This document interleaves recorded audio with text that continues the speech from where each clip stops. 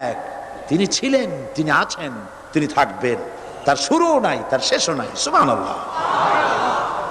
এই আল্লাহ রাব্বুল আলামিন তার পরিচয় আয়াতুল কুরসি সার্বভৌমত্বের পরিচয় দিয়েছে, আল্লাহর পরিচয় দিয়েছে। আল্লাহ তিনি খালিক। মানব সৃষ্টির এবং পৃথিবীর সৃষ্টির ইতিহাস ঘাটলে মানুষের যদি কিসমত ভালো থাকে তাহলে আল্লাহর সান্নিধ্য, আল্লাহর অস্তিত্ব সম্পর্কে জ্ঞান তাকে আল্লাহ পাক দান করে দেন। সুবহানাল্লাহ। পৃথিবীর সৃষ্টির ব্যাপারে বুদ্ধিজীবীরা কি বলছেন দেখুন। পৃথিবীর সৃষ্টির ব্যাপারে বিজ্ঞানীরা বলছেন যে এই পৃথিবী এরকম ছিল না। তো কি রকম ছিল? এইটা সূর্যের পাশ থেকে একটা উজ্জ্বল শক্তিশালী জ্যোতিষ্ক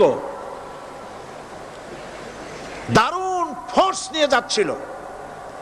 সেই ফোর্স সহ্য করতে না পেরে সূর্যের একটি দুর্বলতম অংশ সূর্য থেকে ছিটকে মহাশূন্যে পড়ে গেল, আর ঘুরতে ঘুরতে এই পৃথিবীর অস্তিত্ব লাভ করলো।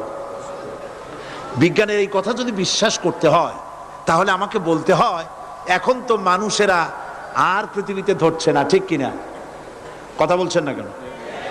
মানুষ পৃথিবীতে এখন ধরতেছে। বিভিন্ন দেশ খালি বলতেছে মানুষ কমাও, সন্তান কমাও, বিভিন্ন পদ্ধতি গ্রহণ করো, আর মানুষ বাড়ায়ও না, অস্থির হয়ে গেছে। তো মানুষের পদবরে পৃথিবী এখন ভর্তি। এখন কেন দয়া করিয়া আর একটা জ্যোতিষ্ক সূর্যের পাশ দিয়া গিয়া আর একটা দুর্বলতম অংশ সিটকে ফেলায় দিয়ে এরকম একটা পৃথিবী বানায় দেয় না?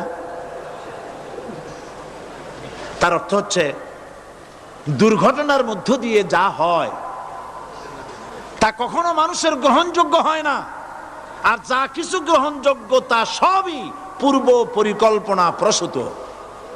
যেমন দৃষ্টান্ত দিতে গিয়ে আমি বলি, দুটো গাড়ি মুখোমুখি হয়ে অ্যাক্সিডেন্ট করলো, কাঁচগুলো ভেঙে ভেঙে চুরমার হয়ে গেল।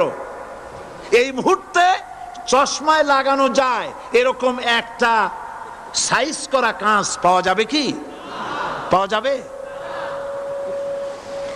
রেলগাড়ি অ্যাক্সিডেন্ট হলো, হাজার লোহার টুকরা পড়ে গেল, এক্ষুনি একখান কোদাল, একখান খন্তা, একখানা শাবল, একখানা দা, একখানা বটি অথবা জুতোয় মারার মতো একটা ছোট্ট পিনও প্রস্তুত আকারে পাওয়া যাবে কি? তাহলে বোঝা গেল অ্যাক্সিডেন্টের মাধ্যমে যা কিছু হয় তা মানুষের গ্রহণযোগ্য নয়, যা কিছু গ্রহণযোগ্য তা সব পূর্ব পরিকল্পিত। এখন আমি বলবো বিজ্ঞানীদের কথা মতো যদি